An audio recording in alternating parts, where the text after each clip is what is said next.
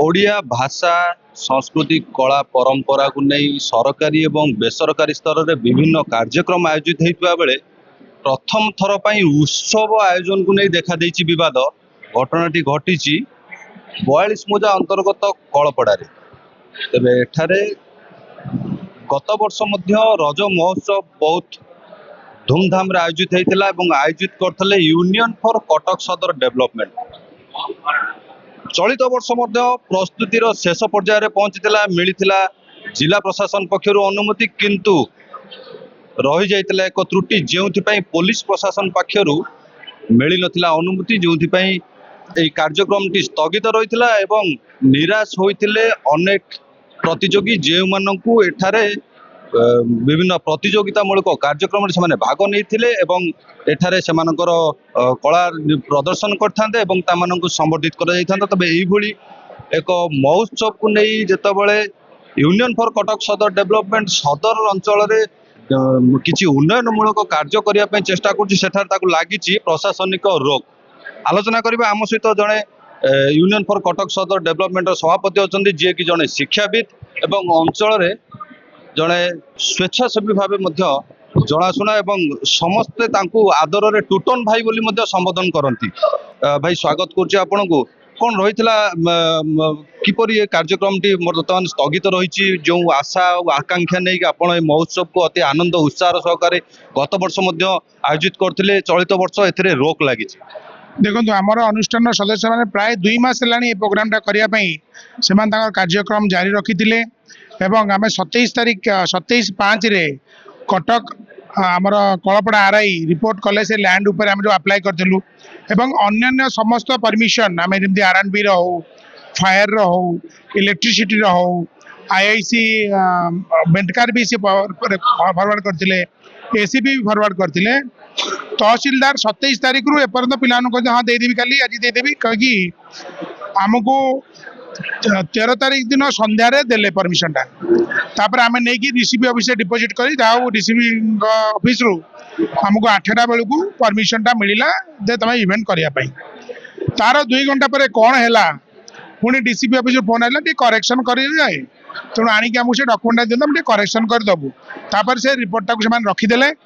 एवं कहले तुमको आमर रज महोत्सव परमिशन दि जाई परिबो नहीं कारण आदि ऑब्जेक्शन कर तहसीलदार जे से लैंड टा डिस्प्यूटेड लैंड बोली किंतु जो लैंड रे प्राइवेट लैंड रे आमे करूछु सेटा जयकृष्ण मुदुली लैंड जो 40 वर्ष है यात्रा परिवेषण होची ड्रामा परिवेषण होची एवं आर वर्ष आमर कार्यक्रम भी सही लैंड रे हेतिला तेणु 40 वर्ष जो डिस्ट्रीब्यूटेड नथला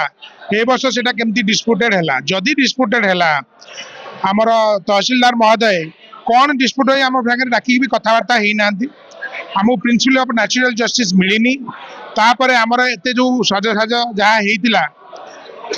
ताको आम बंद कर लास्ट को प्रोग्राम टी बंद कलु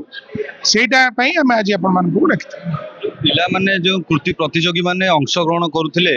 से मन जो आशा और आकांक्षा थिला से बर्तमान मन में निराशा खेली जाए सका बहुत पिला आसी जो मैंने ड्रेसअप आसती जो किए डांस कर गीत कर कांदी कांदी काली जाइए सेटा आमको दुख देला से आज आम यहाँ आम लोकलोचन को आने निष्पत्ति नेलु एवं आपण मानक डाकिलु आपणकर 42 मोजा अधीन आउ एक रज महोत्सव माननीय विधायक द्वारा आयोजित होती किंतु एटा को प्रशासन ए रोक लगे कौन किसी राजनीतिक चाप रही निश्चित रूप राजनीतिक चाप अच्छी ना ना गोटे गोचर लैंड रे परमिशन दियाला जोटा कि तार कई लैंड ओनर नहांती गोटे प्राइवेट लैंड को बंद करागला से आपण मैंने जापारे किसी राजनीतिक चाप अच्छी कि नहीं तेज प्राइवेट लैंड को सरकार बंद कर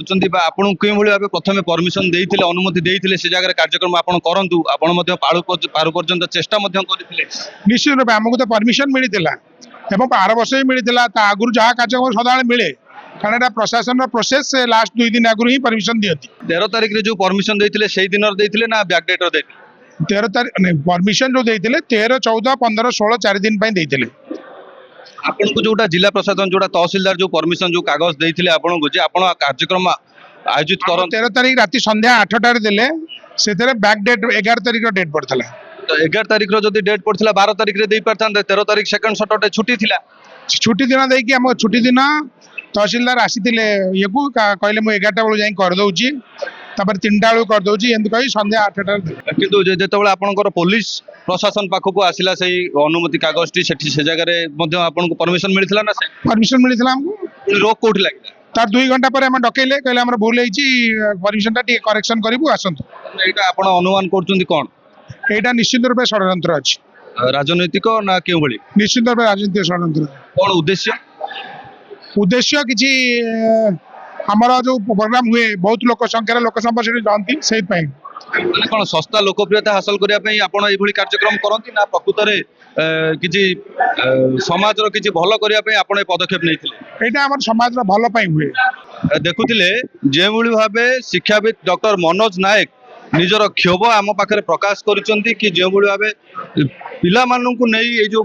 ରଜ ମହୋତ୍ସବ ଆୟୋଜିତ କରିଥିଲେ ସେଥିରେ ପ୍ରଶାସନିକ ଲୋକ ଲାଗିଛି ଏବଂ ସିଧା ସଳଖ ସେ ଆମକୁ ଆମ ନିକଟରେ ବଖାଣିଛନ୍ତି କି ରାଜନୈତିକ ଚାପ ଯୋଗୁଁ ହିଁ ଏହି ପ୍ରୋଗ୍ରାମ ସ୍ଥଗିତ ରହିଛି। ଆଶା କରିବା ଓଡ଼ିଆ ଅସ୍ମିତାକୁ ନେଇ ଯେଉଁ କାର୍ଯ୍ୟକ୍ରମ ବିଭିନ୍ନ ଅଞ୍ଚଳରେ ଆୟୋଜିତ ହେଉଛି ସେଥିପ୍ରତି ରୋକ ଲଗା ନଯାଉ ଏବଂ ୟୁନିୟନ ଫର କଟକ ସଦର ଡେଭଲପମେଣ୍ଟ ଯେଉଁ ପଦକ୍ଷେପ ନେଇ ଆଗକୁ ବଢିଥିଲା ସାମାଜିକ କ୍ଷେତ୍ରରେ ହଉ ବା ଶିକ୍ଷା କ୍ଷେତ୍ରରେ ହଉ କିମ୍ବା ଏଇ ପିଲାମାନଙ୍କର ମନୋରଞ୍ଜନ କରିବାକୁ ନେଇ ସେ କାର୍ଯ୍ୟକ୍ରମ ଆଗକୁ ସେମିତି ଚାଲି ରହୁ ଏବଂ ପ୍ରଶାସନର ବୈମାତୃକ ମନୋଭାବକୁ ନେଇ ଯେଉଁ କାର୍ଯ୍ୟକ୍ରମକୁ ସ୍ଥଗିତ ରଖାଯାଇଛି ସେପରି ନଜରରେ ଆଗକୁ ଦେଖା ନଯାଉ। କଟକରୁ ଜୟଦେବ ପାଣିକ ରିପୋର୍ଟ, ରିପୋର୍ଟର୍ସ ଟୁଡେ।